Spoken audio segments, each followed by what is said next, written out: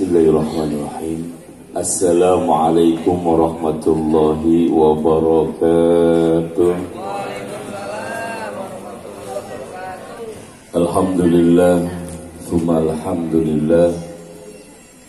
Alhamdulillahi wahidul ahad al-fardus samad alladzi lam yalid wa lam yulad wa lam yakul lahu kufuwan ahad.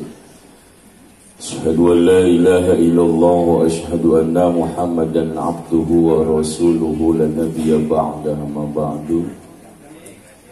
Qala ta'ala fil Qur'anil Karim, a'udzu billahi minasy syaithanir rajim. Bismillahirrahmanirrahim.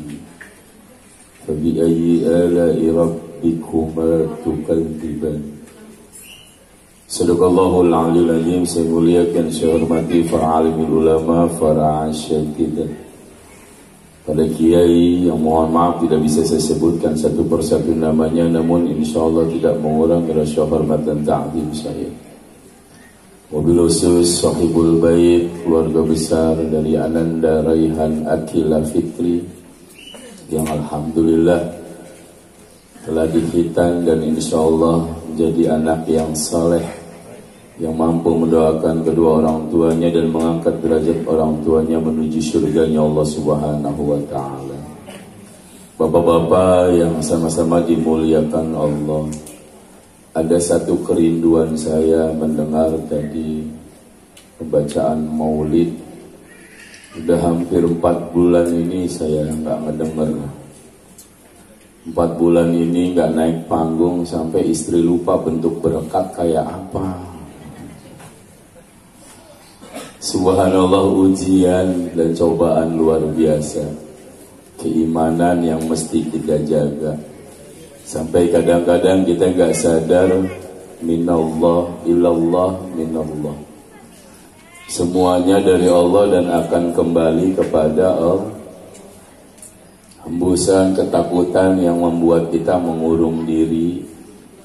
Akhirnya alhamdulillah dari situasi yang seperti ini kita masing-masing banyak menyebut asma Allah kalaupun dalam konteks ketakutan. Betul tidak? Mudah-mudahan orang sini masih sehat semua ya. Duitnya banyak semuanya. Saya lihat tampang duitnya nggak bisa habis ini. Nah, emang nggak kepake duitnya.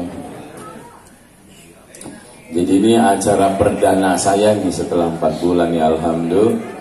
Mudah-mudahan orang sini semuanya anaknya disunatin dah.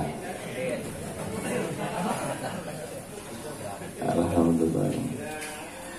Baik bapak-bapak yang dimuliakan Allah Subhanahu wa ta'ala, bentuk syukur kita kepada Allah dalam metode apapun insya Allah membawa hikmah. Anak yang dihitankan diajarkan kebersihan, dan anak mampu untuk menelaah hukum fikih dengan baik. Sebab hitan ini adalah ajaran Rasulullah SAW, ajaran agama Allah yang dimulai dari Nabiullah Ibrahim. Cuma Nabi Ibrahim dulu disunatnya bil kudum. Nabi Ibrahim disunat pakai kampak, karena mungkin dulu belum ada gunting kali ya. Tapi yang nyunatnya cakep kekernya. Jadi mengukurnya cakep, walaupun pakai kampak selesai. Nah kalau orang kita kan banyak pikiran, habis berantem mau bini nyunat pakai kampak selesai. Habisnya. Artinya kenapa mengajarkan dari sekarang anak-anak kita bahwa sesungguhnya an-nadhafatu minal iman, kebersihan sebagian daripada iman, untuk menunjang ibadah. Islam itu luar biasa. Makanya sebelum ada wabah ini kan Islam sudah ngajarin dengan tata cara wudu, menjaga kebersihan, menjaga silaturahmi, dijaga banget.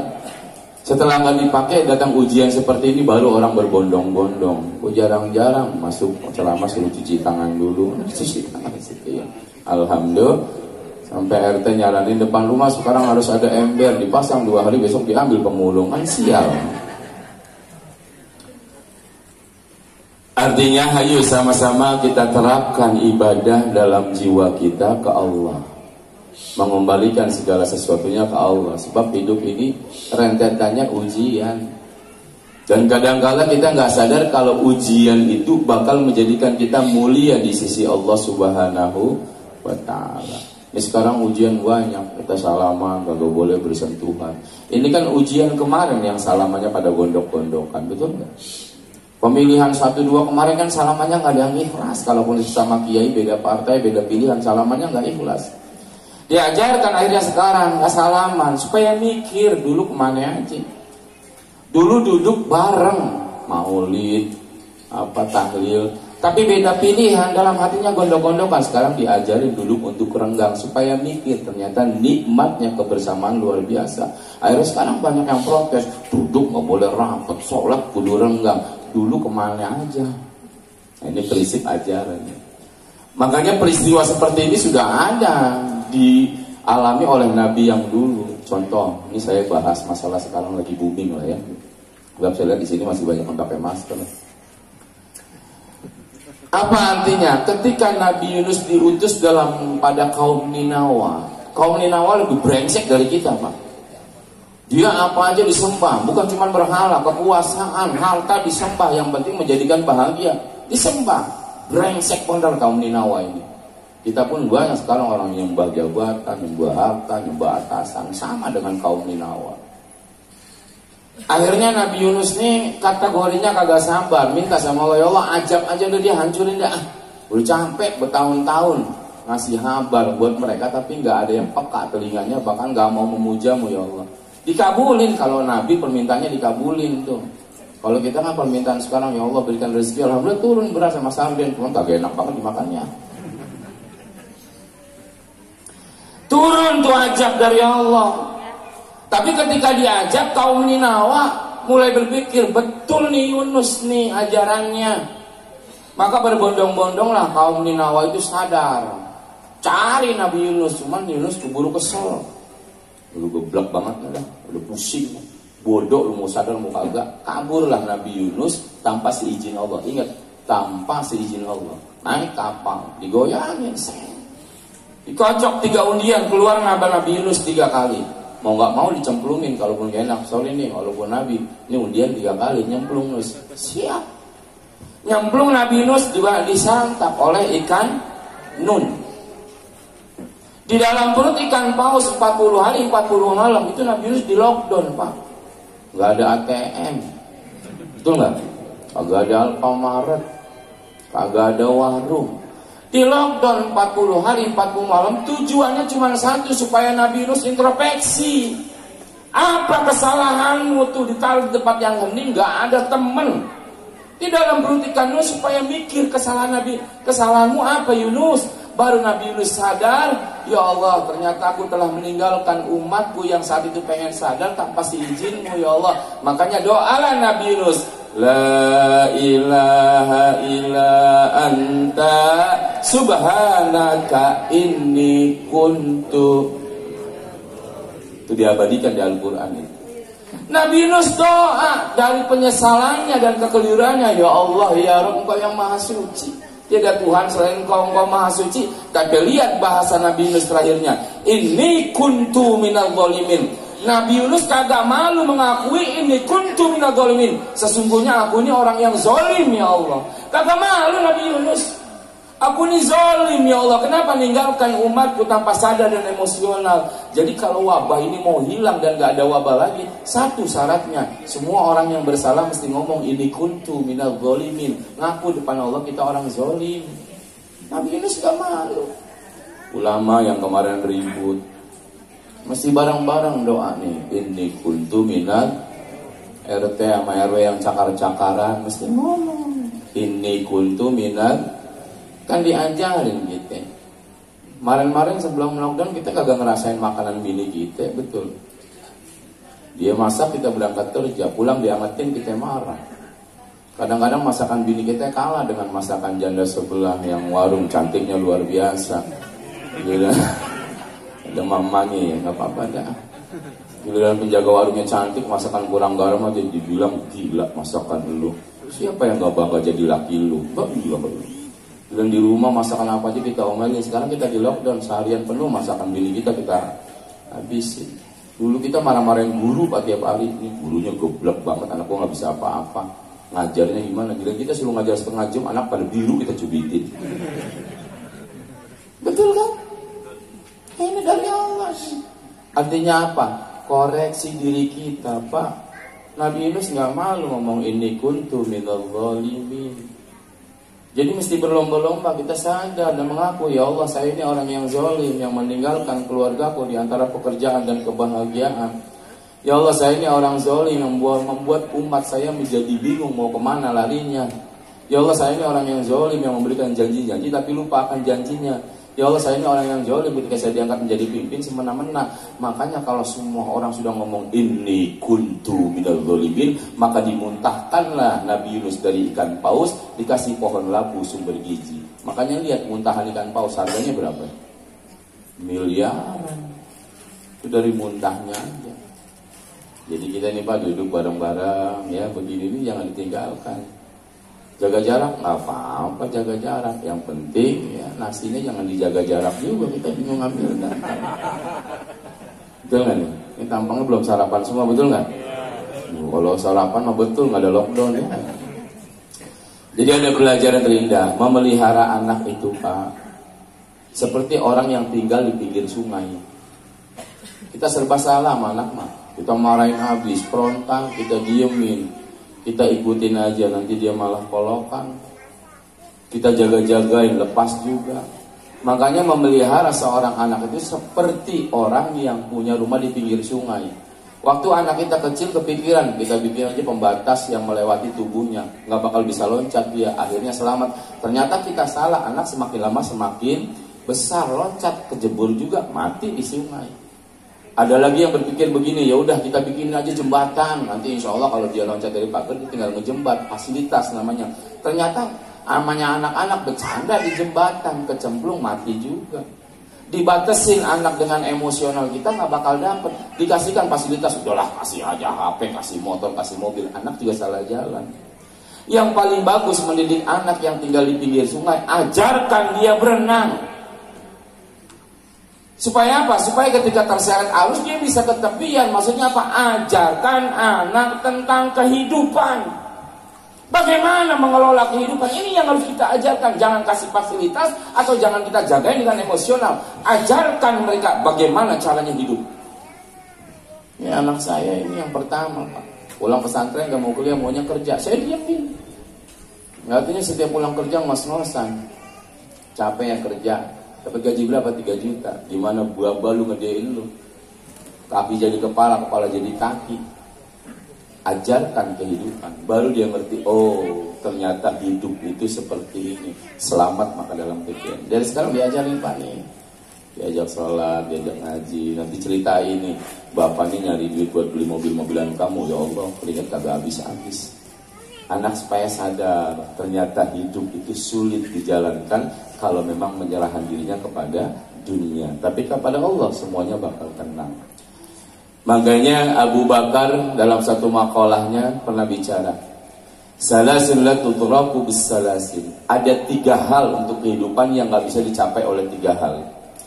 Yang pertama al-ghina bil muna. Yang namanya kekayaan gak bisa dihadapkan dengan hayalan. Orang kalau menghayal kaya, ibu-ibu yang paling kaya. Nah, ibu-ibu kan kalau ngayal paling cakep. Melihat orang beli kulkas 2 pintu, besok dia ngayal 18 pintu. Melihat orang pakai emas gambreng, besok dia ngayal. Kalau setiap hayalan jadi kenyataan, maka orang ini gak ada yang miskin. Tapi kata Abu Bakar, al-ghina bil muna, kekayaan gak bakal didapatkan dari hayalan. Dan kerja keras pun belum tentu bisa jadi orang kaya. Makanya kalau kekayaan harta bisa didapatkan dari kerja keras, yang paling kaya tukang air, tukang gali kuburan, tukang batu, tukang bangunan, itu paling kaya. Kenapa? Kerjanya paling keras. Betul Pak? Tapi mereka gak jadi orang kaya. Ternyata kekayaan itu gak didapat dari kerja keras. Kalau kekayaan itu didapat dari durasi waktu yang lama, maka warung kopi 24 jam itu paling kaya. Tapi ternyata warung kopi gak kaya-kaya, malah KKB itu yang cuma buka 5 jam kaya. Betul? Kalau kekayaan itu didapatkan dari titel, yang namanya dosen, guru, itu yakin yang paling kaya. Sebab dosen titelnya bererot, Pak, profesor, dokter, bla bla bla bla. Tapi nggak jadi orang paling kaya. Atau kekayaan diambil dari jabatan, mungkin presiden paling kaya.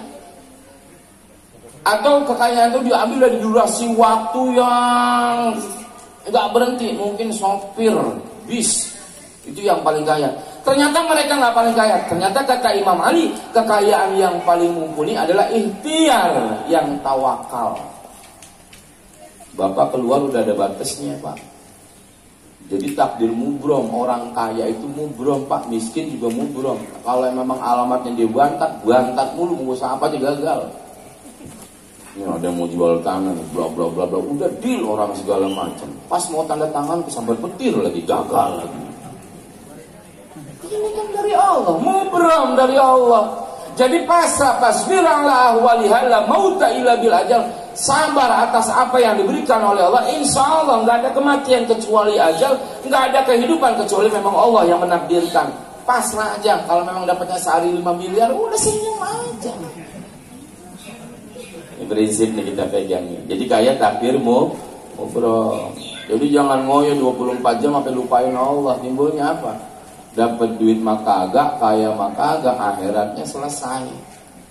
Malaikat juga nanyanya nggak banyak-banyak.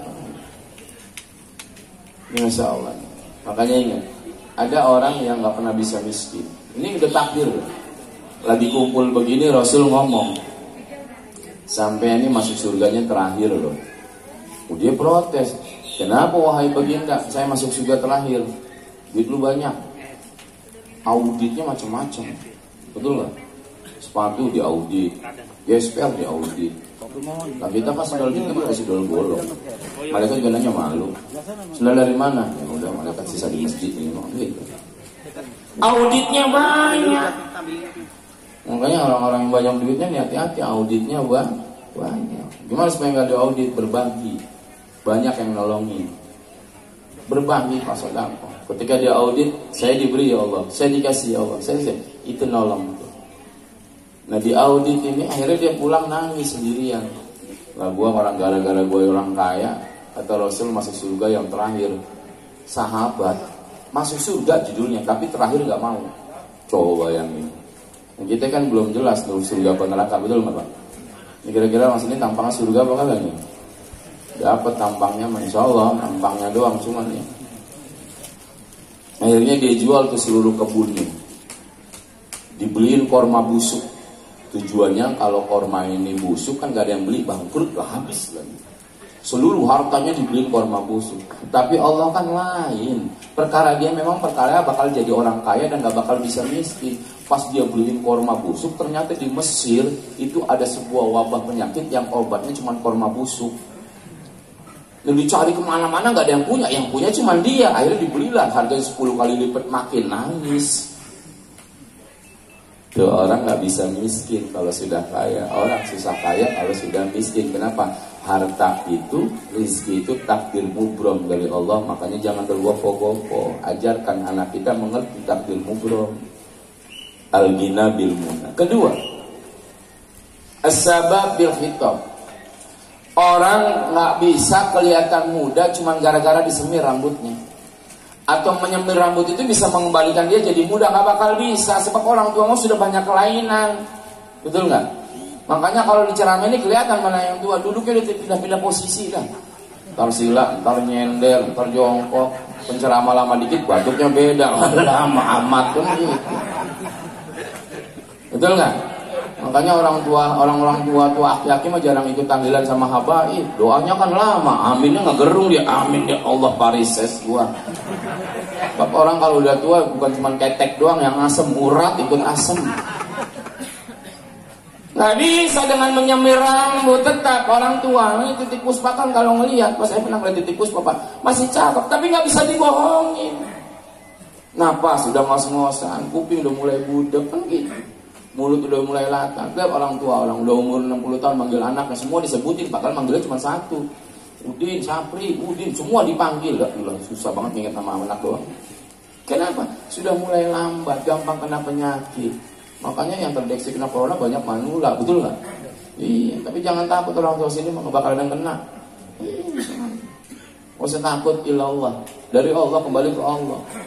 Al-mautu la ya'ti baghtatan. Wal qabru sundukul amal. Fasbir ala ahwaliha la mauta illa bil ajal. Itu dijelas tuh, enggak ada kematian kecuali ajal. Jadi dari setiap sayap corona sudah ada nama masing-masingnya siapa harus dipencolokin. Dulu Nabi pernah ada sahabat, ada orang yang ada wabah datang, sahabat nanya mau wabah. Berapa orang yang dimatiin di kampung ini? Sekitar 3.000 tuan. Jalankan tugasnya. Ditugas jalan. Pas balik lagi tegur. Katanya mati 3.000. Kenapa sampai 6.000? Yang 4.000 mati dalam ketakutan. Kita saking takutnya nggak keluar rumah. Ya Allah, putih sih putih, cuma bengek juga. Enjoy aja, minallah, dari Allah kembali kepada Allah. Nggak ada kematian penyebabnya penyakit. Kematian semua dari Allah. Kembali ke Allah. Memang semua penyakit nggak pernah nggak ada obatnya. Semua penyakit ada obatnya. Obat itu cuma ikhtiar. Makanya tadi itu al-mudha Bapak as-sabar bil khitab nggak bakal didapetin. Makanya Pak, kalau kita udah merasa umur 50 lebih, 60 lebih, ini mulai dekat-dekat sama Allah. Sebab amal ibadah kita kemarin belum tentu Pak bagus, betul nggak? Coba sholat dari dulu sampai sekarang belum tentu yang namanya khusyuk. Apalagi tadi maulid berjanji dikeluarin somai, udah ngegerung aja, lama amat ini makhluk diam ya. Somai mana laler mulu lagi. Setan pinter Pak ngegoda. Ini gue ceramah sedikit gue ditinggalin, gue tahu. Makanya jangan keluarin dulu makanan Kenapa? Sulit orang menerima kebaikan sebab setan gak mau diem Pak. Jangan kata di sini kagak ada setan, ya numpuk Pak, yang ngebisikin, ngantuk segala macam. Coba ngeliat Inul goyang, ya ilah aki-aki mangap aja mangap. Tapi ngeliat pengajian begini maksud betul-betul ngantuk. Makanya susah banget. Cuman pengajian doang diumumin pada masjid. Ibu-ibu, bapak-bapak, malam ini ada pengajian. Diulangin lagi, ibu-ibu, bapak-bapak, malam ini ada pengajian. Sampai 6 kali. Sampai direo-reo terus itu pengumuman pengajian. Coba kalau dangdutan, bisik-bisik juga datang. Nah, di sini mah insya Allah nggak doyan dangdutan enggak ya? Mana artis mau melotot kan begitu. Tuh, tidak bisa masa muda diambil dengan menyemir rambut. Makanya uban itu peringatan Pak. Mohon maaf ini yang ngasih tahu doang nih. Satu uban di kepala kita itu satu hari umur kita berkurang. 2 uban 2 hari, 3 uban 3 hari. Nah kalau kepalanya uban semua kan tinggal menghitung hari. Ini jangan lantas ngitungin uban ini kapan kelarnya kita. Tapi kembali maut itu dari urusan mati rahasia Allah baktakan, datangnya dadakan. Ada anak kecil belum lahir mati, tapi ada orang tua berpuluh-puluh tahun sampai 16 presiden gak mati-mati. Di Cina ada umurnya 140 tahun. Cuman payah hidupnya, jalan bongkok, makan susah, ngomong gak jelas, giginya habis, tapi masih hidup aja. Orang begitu malah kepikiran mendingan gua mati. Makanya kita minta standar aja. Lihat Nabiullah Muhammad. Nabi-nabi yang lain hidupnya ada yang 700 tahun, 1000 tahun. Tapi lihat Nabi Muhammad cuma 63 tahun doang. Dan rata-rata umat Nabi Muhammad yang gak jauh-jauh dari itu. Jadi kalau ada yang sekarang umurnya 60 tahun ya sisa 3 tahun. Saya emang ngasih tahu, langsung lihat KTP aja gue bingung. Kalau ada yang umurnya 62 tahun sisa setahun. Kalau ada yang umurnya 62 tahun 12 bulan kurang 1 menit, berarti habis ngaji ini selesai. Jadi ayo kita isi masa muda dengan berbuat baik. Udah tua insya Allah tinggal menuai kebaikan. Jadi diajarkan dari ini Ustaz nih anaknya ini, diajarkan masa muda. Sebab al-waladu sholih alladzi yad'ulahu. Ini senjata kita. Orang kalau udah meninggal dunia masa selesai, nggak ada yang dibawa. Apa sih yang dibawa? Kemewahan. Tapi apa yang dibawa adalah amal jariyah. Idza mata ibnu adama in qata'a amaluhu illa min thalasin sadaqah jariyah. Itu ngalir terus. Kalaupun kita udah meninggal, pahala kita ngalir. Punya mobil satu nih warnanya putih. Sebelum meninggal tuh mobil dijadiin ambulan buat fasilitas masyarakat. Selama ambulan itu jalan, pahala kita nggak pernah habis. Saya juga pengen begitu, cuman mobil saya kan merah.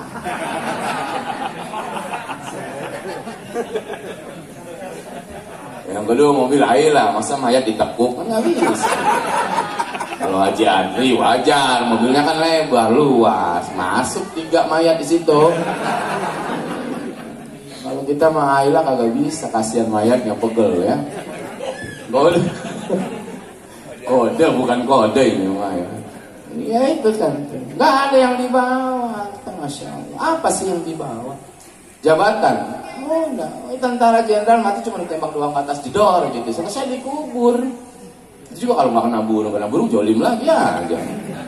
Ini subhanallah. Al-mautu yati baghtatan. Jadi, ayo sama-sama kita benahi masa muda ini dengan baik. Mumpung lagi umur 40 nih Pak kita Pak.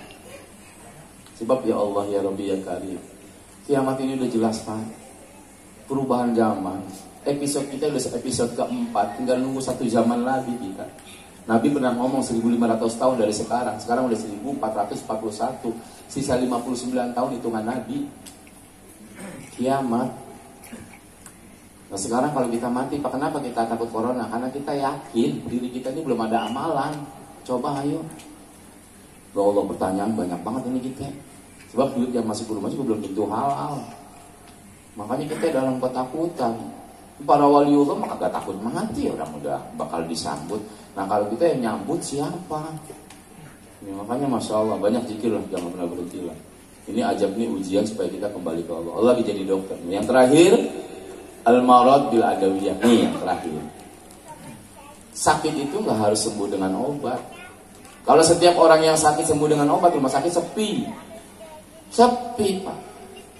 Makanya selama ini kan kita nggak bisa nembus obat di luar, karena tulisan yang paling jelek di dunia cuma tulisan dokter Pak. Dia dokter kalau nulis gak ada yang bisa baca kecuali apoteker. Sebab kalau kita bisa baca tulisan dokter, insya Allah kita tebus obat di jalan lebih murah 2 kali lipat kan begitu. Zolim juga itu. Betul nggak? Artinya kenapa Pak? Orang sakit itu nggak harus sembuh dengan obat. Siapa yang menyembuhkan penyakit? Allah. Siapa yang mengirim penyakit? Allah. Siapa yang menghidupkan hamba? Allah. Siapa yang mematikan hamba? Allah. Saya nyari 12.000 hadis, 13.000 kitab, 700 berapa sekian ayat, nggak ada orang mati gara-gara penyakit, cuma karena Allah. Lalu apa yang ditakutkan? Ini kan pengembusan keimanan kita. Ikut protokol boleh, namanya ikhtiar, tapi jangan dibawa setiap hari. Kasihan Ustaz, Jumat di embargo, bulan puasa nganggur, Rajab kagak keambil, puasa malok dan dijual terasi bawang, kan geblek. Pak Lamsar mana Pak Lamsar? Hah? Nah itu langganan saya terasi bawang. Orang sini kayaknya pernah makan terasi bawang gua semua nih. Gila, ada yang memang lagi jam mata sekarang jualan terasi bawang. Kampret, diem loh katanya. Masya Allah subhanallah ya. Cuma dihembuskan dengan sesuatu yang gak kelihatan, maka semua manusia gundah. Ini kan kita mempelajari hal yang gaib Pak. Selama ini kita yang gak kenal Allah, dosa gak berjendol. Tenang aja, kita pura-pura baik aja. Karena Allah gak bakal ngebongkar aib kita. Allah buktikan sekarang. Jadi sesuatu yang gak nyata baru terjadi ketakutan dan manipulasi di mana-mana. Ini Masya Allah. Ini perlu kita ajarkan kepada anak-anak kita. Ini sebenarnya sejarah. Banyak pahlawan ini sekarang. Hampir seluruh masyarakat pahlawan. Sebab orang yang gak keluar rumah itu adalah pahlawan. Ini cerita sama cucunya dulu. Kakek pernah disebut pahlawan. Kakek berjuang gak keluar rumah. Karena orang gak keluar rumah ini pahlawan. Ini Masya Allah subhanallah. Jadi intinya, ayo dengan menghitankan anak ini kita ikut syariat agama Allah, ikut budaya hukum agama Allah, hukum tinggi kita jaga. Tapi jangan sekedar nyunatin doang. Didik anak-anak kita untuk menjadi orang-orang yang selalu ingat dan bersyukur kepada Allah. Sebab kenapa? Sebab kalau anak-anak kita bersyukur, ini kenikmatan buat orang tuanya ketika meninggal dunia. Saya sering nyanyiin syair tuh. Saben malam Jumat ahli kubur pulih nang umo, sambil jalu dungo macan Quran najan sakalimat, lamun ora dikirimi banjir bali brebes milih balik nang kuburan, mangku tangan tetangisan. Sebelum makan selawatan, sholli wa sallim iman ala mada, sholli wa sallim iman wal ali wal ashabi man qad wahada wal ali wal ashab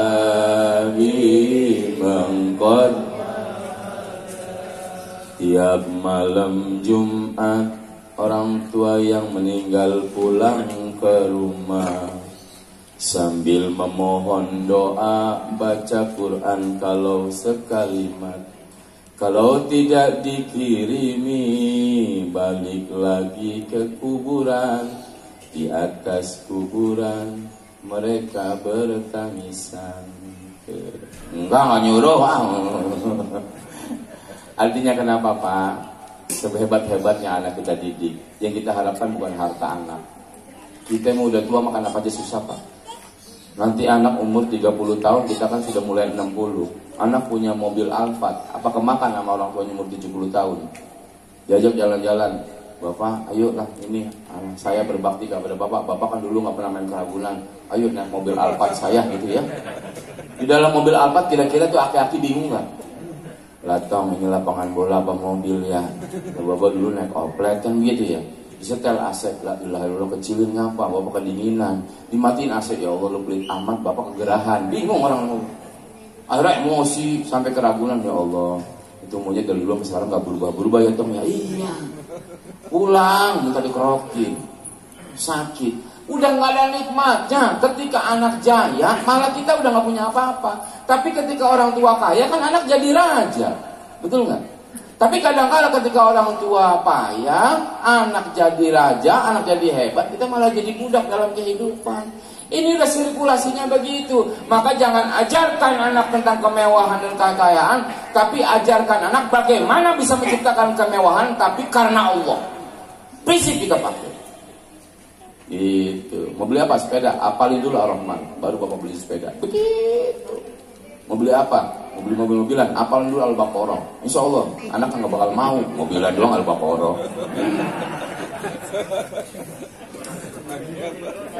Panjang amat mobilan. Ini gua colong dulu kan gitu. Terakhir ada seorang sahabat dulu. Ini kita nih buat laki-laki nih. Ibu-ibu mah enggak. Ada seorang anak lapor ke Rasul. Ya Rasul, siap. Mau laporan, diterima. Begini Rasul, ayah saya ini ngambil duit saya, nyolong duit saya ya Rasul. Loh, apa benar? Benar ya Rasul. Memang gak dikasih jatah, ya bukan masalah jatah ya Rasul. Seharusnya ngomong dong kalau mau ambil duit sama saya. Iya juga ya, berarti ayah saya maling, makanya saya minta Rasul hukum ayah saya. Dipanggil ayahnya. Ya saya, benar, kesini datang. Ada orang kakek-kakek bongkok, pakai kayu. Kata Rasul, benar saya ini anak sampean. Betul Baginda. Udah berapa hidup lama sama sampean? Dari kecil Baginda. Dirawat habis-habisan Baginda. Tapi anak sampean lapor, sampean nyolong duit anak sampean. Betul Baginda. Berapa yang dicolong? Ya sekuat dan semampu saya Baginda. Kenapa nggak ngomong mesti nyolong? Rasul marah. Si ayah cerita, Baginda, anak saya ini nggak berbagi kepada saya. Orang setua ini mana bisa nyari uang. Saya cuma ngambil seperlunya, mungkin beli susu atau gandum yang harus saya makan. Padahal dulu ketika saya jadi orang yang kuat Baginda, apapun yang saya cari buat anak saya Baginda.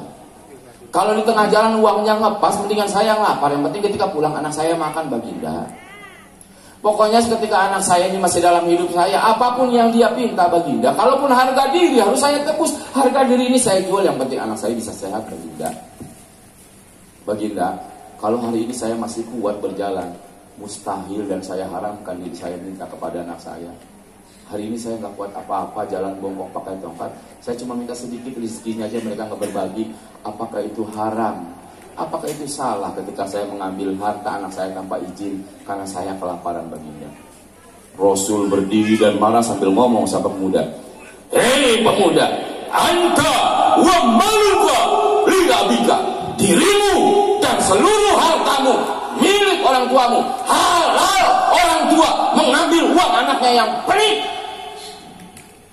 Ini diam nih, jangan pelit semua nih. Halal orang tua. Anta kata Rasul wa maluka li abika. Ajarkan anak kita begitu. Masih punya orang tua juga kan? Nah, nggak ketahuan istri nggak apa-apa.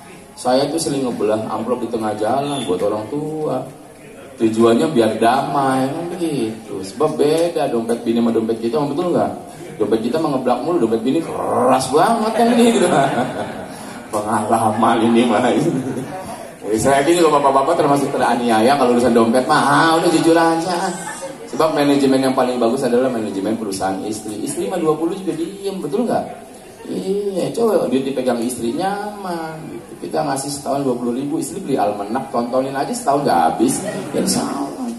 Jadi prinsip tadi, al-ghina bil muna, kekayaan tidak dapat dari hayalan. Kemudian as-sabab bil khitab, muda nggak bisa gara-gara nyemir rambut. Kemudian al-marad bil adawiyah, sakit tidak harus disembuhkan dengan obat. Artinya keseluruhan jajaran tersebut cari ikhtiar yang barokah dan tawakal. Lagi musim kayak begini, ikhtiar boleh pakai masker, boleh jaga jarak, tapi hati kita dekat kepada Allah. Ada yang kuat, enggak usah jaga jarak kan macam. Jangan juga. Masalahnya kan ketakutan orang banyak mesti kita hargai. Sekarang misalnya rapet-rapetan, bersin aja sekarang nih. Hasil yang di sebelah udah ngomong, ya kan kacau nih. Tambah batuk lagi, kacau baru. Karena ketakutan kita, tapi kita yakin penyakit dari Allah. Masing-masing dari saya corona sudah ada nama siapa yang harus kita jawabin. Kita mintalah di sini supaya tidak ada wabah tersebut di sini. Sehat selalu, berkah hidupnya, dan Allah panjangkan umur kita. Al-Fatihah. Bismillahirrahmanirrahim. Alhamdulillahirabbil alamin. Arrahmanirrahim. Maliki yaumiddin. Iyyaka na'budu wa iyyaka nasta'in. Ihdinas siratal mustaqim. Siratal ladzina an'amta 'alaihim ghairil maghdubi 'alaihim waladdallin. Maaf. Mudah-mudahan ada manfaatnya. Billahi taufiq wal hidayah. Assalamualaikum warahmatullahi wabarakatuh.